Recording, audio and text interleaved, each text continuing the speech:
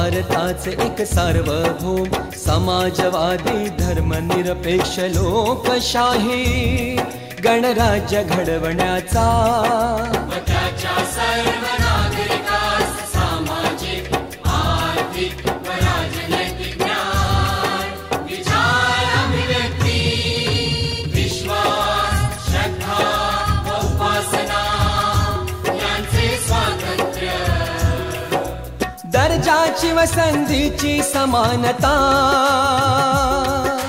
निश्चितपणे प्राप्त करून देण्याचा आणि त्या सर्वांमध्ये व्यक्तीची प्रतिष्ठा